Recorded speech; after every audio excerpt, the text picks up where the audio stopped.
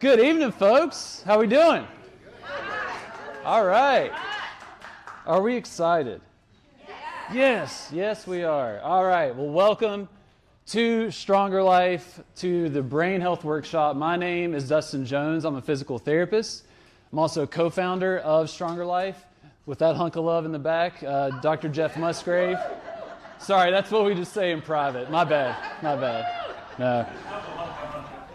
Off to a great start here. So we're going to talk about brain health in particular.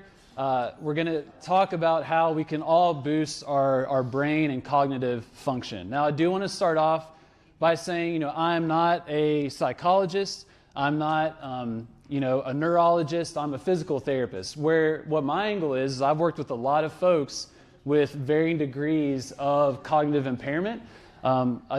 Working with a lot of folks to help improve their cognition or their independence in their daily life.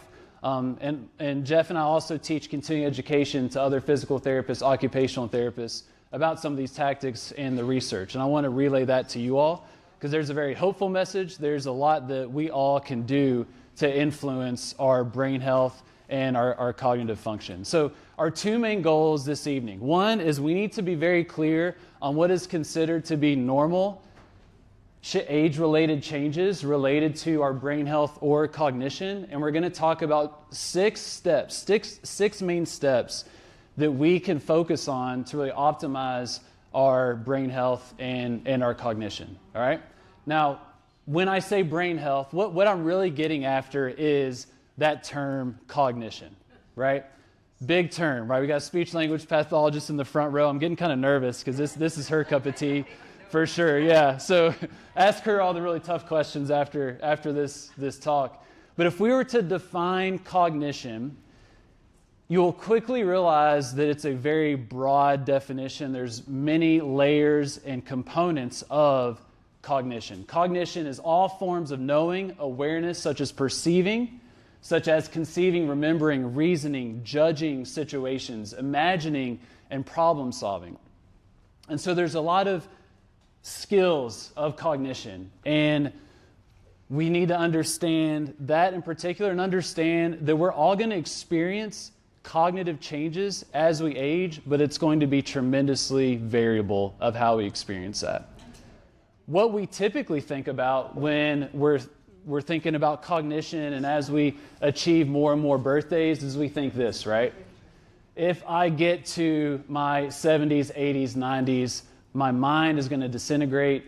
I'm going to have X, Y, and Z diagnosis that it is the inevitable as we achieve more birthdays. That is not true, all right? That is not true.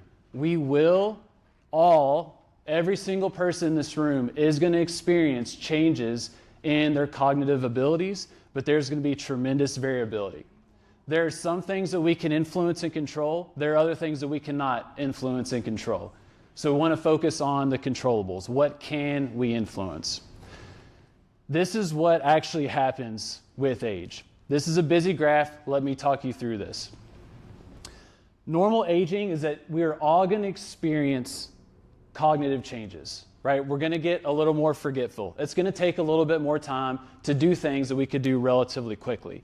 Right, that is normal. But the extent of those changes, that's going to be wide. There's a wide array of changes that we'll see. What you're seeing here is that as we progress in time, we may start to see some cognitive changes that are different, but not necessarily to the point where we're going to receive like a diagnosis, for example. We would call that preclinical. That's where you know that there are some changes, but you may be able to hide it. Your doctor doesn't necessarily perceive it. It may impact your life to some extent. That would be preclinical. Then we have MCI, or mild cognitive impairment. This is where I'm still able to be independent in a lot of things that I want to be able to do, that I need to do to maintain my independence. I'm maintaining independence, but I am starting to see some changes in my cognitive ability in one or several of kind of the different domains of cognition. And then as that continues to progress, then we could potentially get a diagnosis of dementia. Dementia, there are several different types of dementia. Alzheimer's dementia is the most common. but it is not going to be a guaranteed thing if you hit your 90th birthday, for example. And so this is how we think about cognitive changes. The big thing is I want you to really look at that top line. Normal aging, yes, there's decline, but it's not going to be necessarily to the point of a diagnosis for most individuals, okay? So that's an accurate understanding of cognition. Now, I want to talk about a really, really important concept that's going to really shape the rest of our time together and what we're going to talk about. And that is a very, very key concept in the realm of cognition, and that is the concept of cognitive reserve.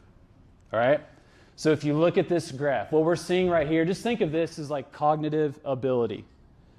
And this x-axis is time. And so as I'm progressing through life, if I have low cognitive reserve or low cognitive ability and I start to see a decline in my cognition, I am much closer to maybe a diagnosis of some type of cognitive impairment.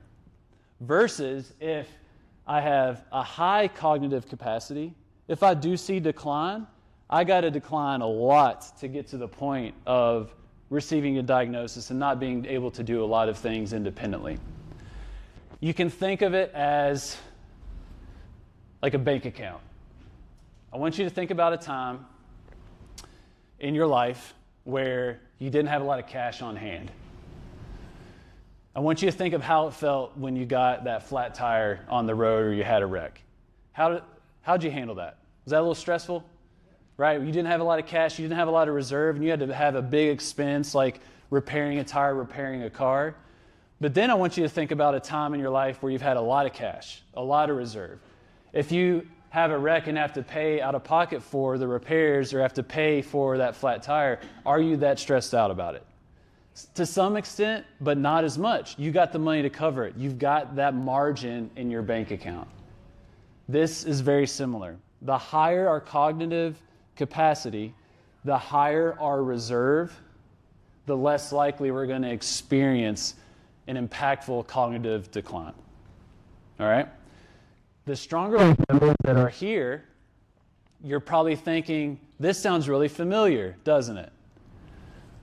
When you get stronger, when you get fitter, right? When you do a lot of the things that we do in this class, the more fit you get, the more resilient you are to injury, to being impacted by different viruses, sickness, colds, for example.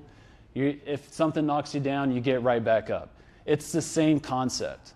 And so that concept of physical resiliency and physical reserve, this is very similar to being cognitive, having cognitive resiliency and cognitive reserve, all right? So the next question for us is, how do we get up here, right? How do we boost and increase our cognitive capacity? If we do that, we have more reserve. If we do that, if we do see declines, it won't impact us as much. Is that pretty clear? Cognitive reserve? So how do we do that? How do we get to that blue line? All right? So that's where we're going to talk about these 6 key steps.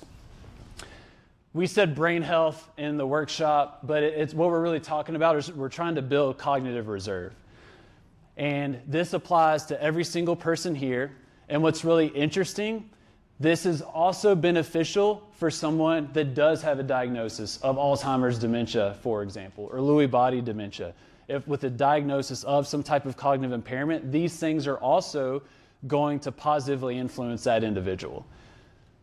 So let's go through each step, and I'm going to try and give you some practical things to think about because there's so many actionables here related to your cognitive health.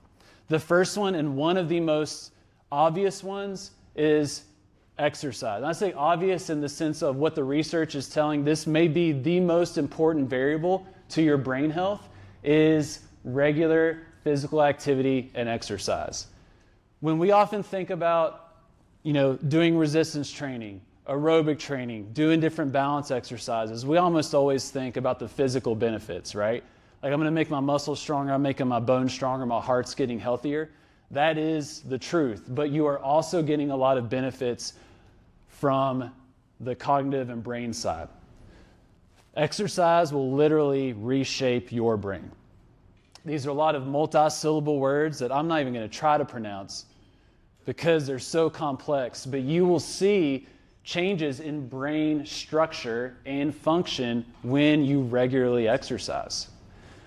And the result of that is pretty wild as we're able to track individuals over a long period of time when they're able to exercise, that we know that folks that are engaging in physical activity at least 1 to 4 times a week.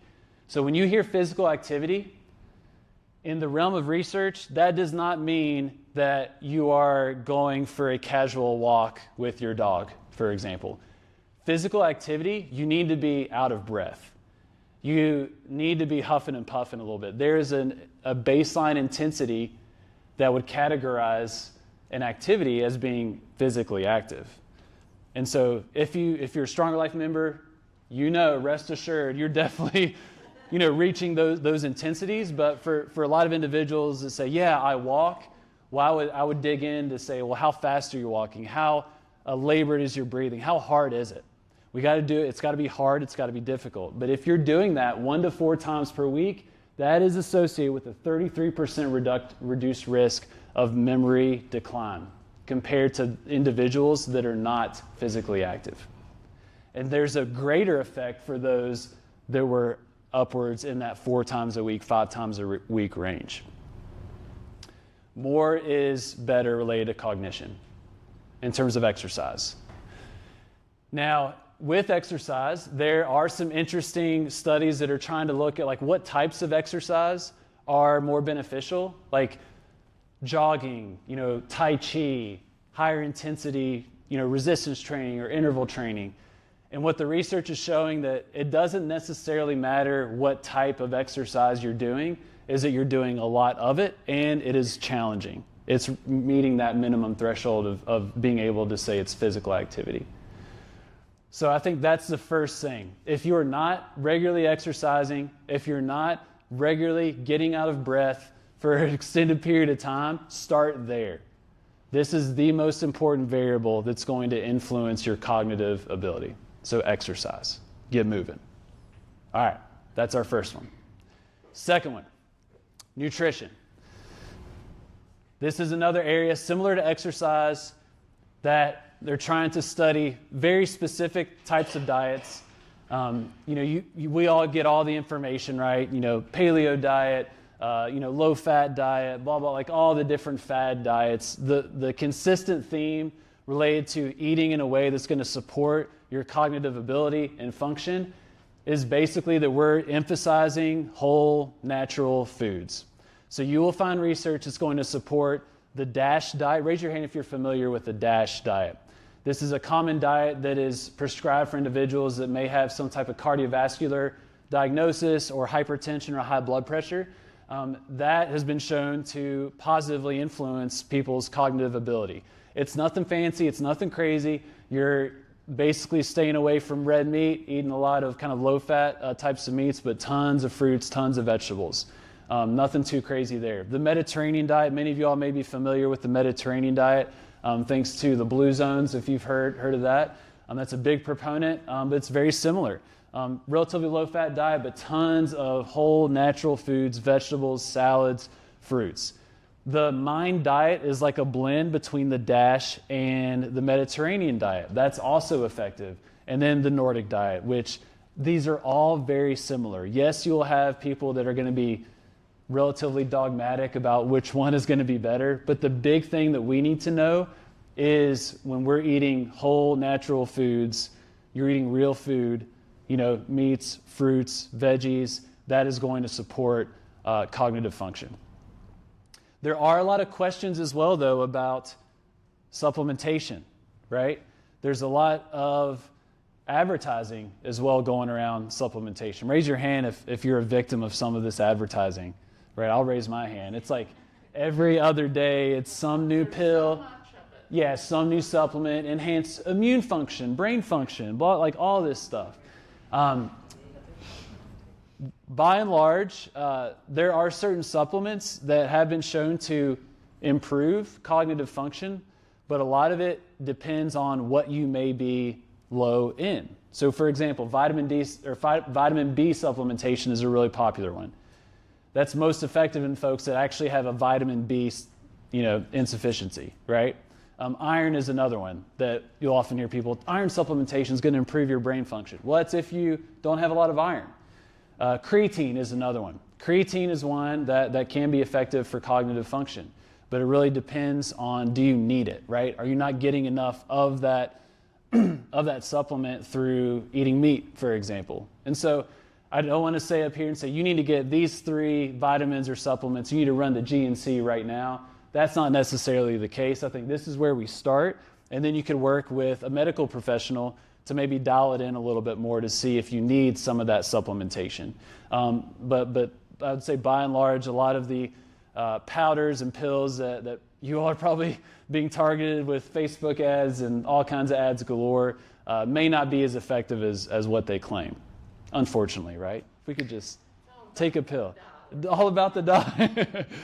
For sure. So nutrition, kind of boring. I'm sorry. You probably wanted me to recommend very specific things, but it's rather, the research is showing that it's rather broad, whole foods. All right, so exercise, nutrition. Another big one is sleep. Who's sick of hearing about the importance of sleep?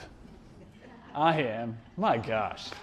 What's frustrating about this is I am bombarded with messages of the importance of sleep. And in my current phase of life, I have a 3-year-old.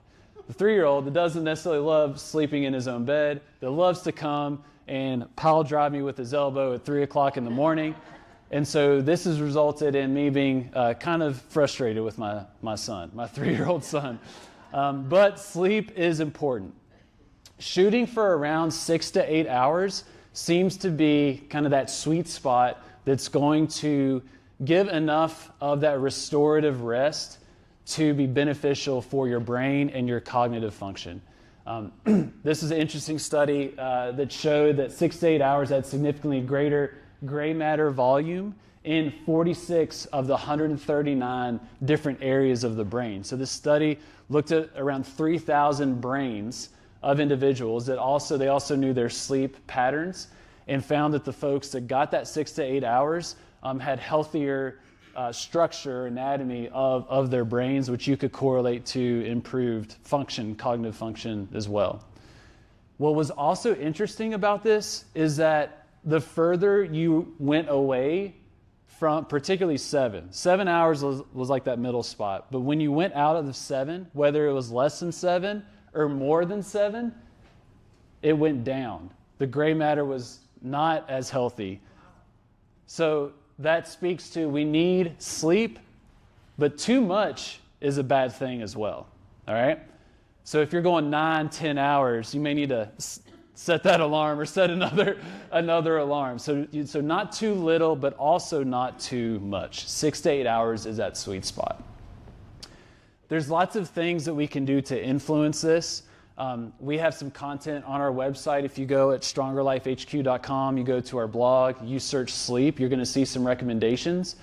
Some of the big ones that we really advocate is to avoid this, right? Screens, TV, phone, whatever it may be in bed is not very conducive to relaxation and you helping wind down for the day.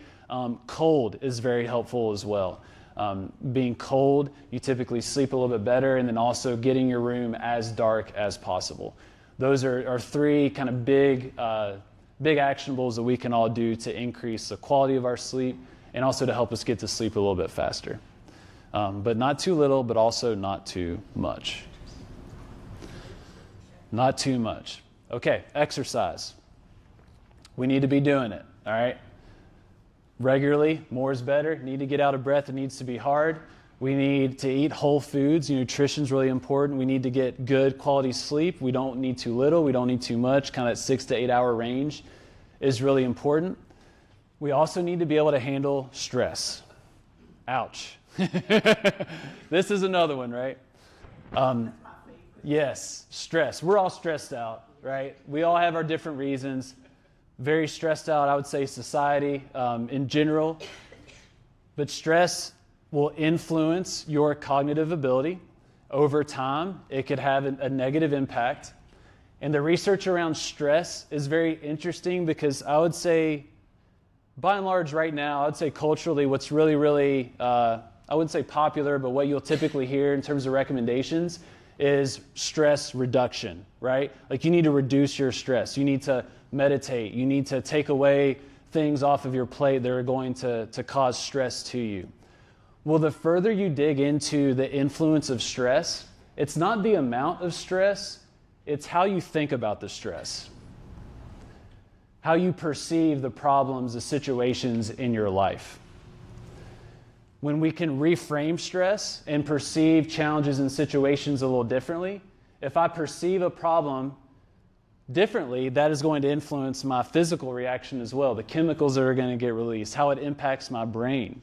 And so the people that have high cognitive function, when they look at them and they're tracking self-reported stress, there's folks that have high amounts of stress, tremendous stressors in their lives, but they think about them differently. They have more of a positive outlook. They're going to handle that challenge. They have a good perspective of what it means in the grand scheme of life. Lots of different things. What these folks are typically able to do is they're able to identify some of their thought patterns. They're able to notice when they occur, and they're able to reframe how they perceive their problems and their stressors. I'm saying this knowing that this is a never-ending work in progress and something that I'm always going to be working on.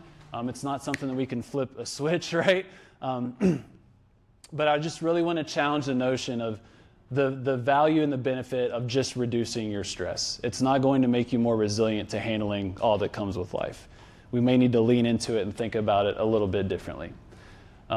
So that stress does influence cognitive impairment or cognitive function, but we don't want to reduce it. We want to reframe how we think about it. This also, I think there's a lot of parallels with what we do here in this class, right? Like, think about the first time you tried Stronger Life, and what were some of your all's reactions? It was fun. It's fun, but like, my gosh, it's hard. It's not easy, right? It shouldn't be easy, but it's hard, right? And you come in and you may not have done some classes and you're exposed to this for the first time. It's a blast, but it's hard. As you continue to progress and you see the results, the physical and mental results, your mind really changes. Instead of kind of avoiding the hard and the stress, you lean into it. I want to go harder. I want to go faster. I want to challenge myself more. And then the results just continue to pile on. And from the cognitive side, we're seeing a very similar trend. So reframing over reduction related to stress. That is number 4. The last two I'm really excited about because we see this a lot here, and I think this is something that we all can be very actionable about as well. 5, community. Friends help your brain. There should be a caveat of the type of friend, right? It depends, right? Put that in italics. But the people that have meaningful social connections in terms of quantity, but also quality, they are going to likely lower their risk of developing, cognitive impairment and maintaining their cognitive function. In this study, they showed people that are reported lonely, the risk of dementia can rise by as much as 40%. And I think many of us felt this, about 3-4 years ago, right? If you think all the way back to then, COVID-19 pandemic, so many of our regular social interactions and outings were kind of put on pause for a while. And my gosh, that really impacted us in many ways. But the health impacts that we saw from that isolation are very clear now. And so this is something that we're very intentional about here at Stronger Life. This is a big reason why we focus on group-based fitness, is that when we go through difficult things together, that there's a very synergistic effect. There's a lot of accountability, but you build relationships, you build friends, you build community. And there's so many positive benefits associated with that. And so the more that we can be out in the community, interact with other people, that is going to be better for your health. physical health, but then also your mental health as well. And there's all kinds of mechanisms related to that, but just know the outcomes are very, very clear, that social connections are really, really healthy for you in so many ways. This is why we do group-based classes. This is why we get people together for these workshops. This is why we take people to the Dominican Republic. This is why we take people kayaking, why we try and create activities and opportunities to bring people together, because we will all thrive when that happens. Walking club, supper club, yeah, That was fun. yeah. So those things they're fun, right? But they're also good for you, all right? They're good for you. So community is absolutely huge. So we have exercise, we have nutrition, we have sleep, we have stress in terms of how we think about it, we have community. And then the most exciting one for me is novelty. Novelty. New experiences, skills, hobbies, whatever. Your brain thrives on being exposed to new things. Individuals with high levels of participation in novel or new activities on a regular basis over the course of their life are less likely to clinically demonstrate cognitive impairments. And so when we all feel this, right? That we kind of get in a rhythm, we get in our routine, we may not, try new or novel things, we kind of stay consistent, right? Which can be good, right? I'm not like saying the enemy is routine. Routine can be very helpful in a lot of ways. Like we talk a lot about building routines to facilitate a lot of lifestyle changes and habits. However, when you don't have new novel stimulus, that is not great for your brain. And so this can be so many different things. It's not just one thing, but it makes me think about, I think who does a really good job of this is Ollie, the Osher Lifelong Learning Institute. Raise your hand if you're involved in any of those Ollie classes. That whole program, all kinds of different skills, dancing, all kinds of different classes, different topics. Like continuing to be a lifelong learner it's fun, but it's also really, really healthy for your brain and can build your cognitive capacity. So something like Ollie is a great example. Reading new books, trying new skills, going to the new restaurant with the supper club, right? Trying new things. How we try and bake this in here at Stronger Life is with our class plans. I want you to raise your hand if you've ever done the same class plan twice at Stronger Life. Now raise your hand if you're a member at Stronger Life. Yeah, that is a reason. When we are constantly changing different variables, we're exposing you to novelty. It makes it fun, right? And it doesn't get too boring, but it's also really healthy for your brain. That's why we also do something that we call power-ups, where we will have you do different cognitive tasks as we're doing an exercise. So you may be doing a movement, you may be rowing, for example, sitting on the rower, which is a really great cardio machine. And then we may ask you to count backwards by 7 from 403. Right? Name all the state capitals that you can, right? Fruits and vegetables in alphabetical order, right? Like that challenge, that novelty, you're getting a lot from the physical side, but you're also getting a lot from the brain side as well. And so novelty is huge. So I just want you all to think about different opportunities, right? Like we bake it in. Like if you're a Stronger Life member, you're getting a lot of this for sure. Every month, new exercises, new events. Like we're trying to really keep it novel for you. But it can be like the new restaurant, the new hobby, whatever.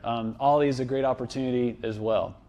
One thing that I'm trying to embody as I'm starting to feel kind of the routine, and I'm not trying as many new things as I used to. I can feel that really creeping in, is that I'm trying to abide by Kevin's rule. Has anyone heard of this rule before? So Kevin's a police officer. He's a friend of this individual, Jesse Itzler. He's a big runner, motivational speaker as well. He's a character, but him and Kevin are best buds, and he really admires Kevin, and so he talks about Kevin's rule. Kevin, the police officer, is every month on a calendar, he puts down something new. Whether it's a restaurant, whether it's a skill he's going to try, whether it's a sport that he wants to do, something that he's never, ever experienced before. And it's a rule, Kevin's rule. He does that every single month, and he puts that on the calendar. And I love the simplicity of that, but like that bakes in the novelty that can keep our brains fresh and continuing to grow and expand and likely preventing decline, cognitive decline. So I want you to just reflect on that. If you embody Kevin's rule or try to practice that, what would be those things? What restaurants, what skills, what hobbies? It may be Stronger Life, but it can be anything that is new or novel to you. So Kevin's rule. Yeah. Novelty. So it's that simple. Exercise, right? If you're a member, you're getting this. Just know you're getting this. If you're coming at least once a week, all right? I should preface that. But if you're not getting regular exercise, yeah, I encourage you, just get moving, but also get moving in a manner that you're huffing and puffing, that it's hard. And if it's hard, then you're likely going to get more physical benefits, but you're also going to get more cognitive benefits. Nutrition, right? Whole foods, right? Fruits, vegetables, meats, nothing too crazy, but the more whole foods we can eat, from the research side, that shows that really supports brain function. Sleep, 6 to 8 hour range. If you sleep too little, that's not great. If you sleep too much, that ain't great either. Think about the quality of your sleep too. Dark room, cold, get the phone out of the room, go buy an old school alarm clock, just get the phone out of there, right? That can help with your sleep. Stress, reframing stress. We can reduce stress, that can be helpful, but how we perceive stress is the problem, not the amount.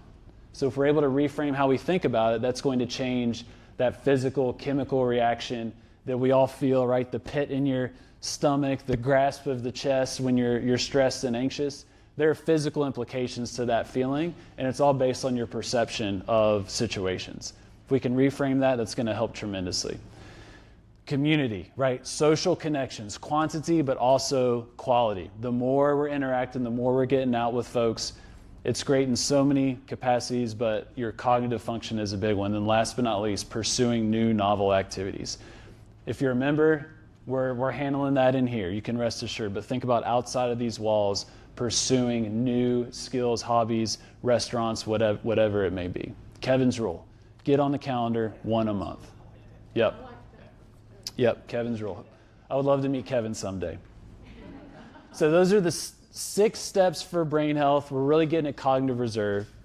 I want to leave some time for questions. This is a big topic. I'll be very careful to not overstep my boundaries, or my lane, I should say. Kristen, what question do we have here?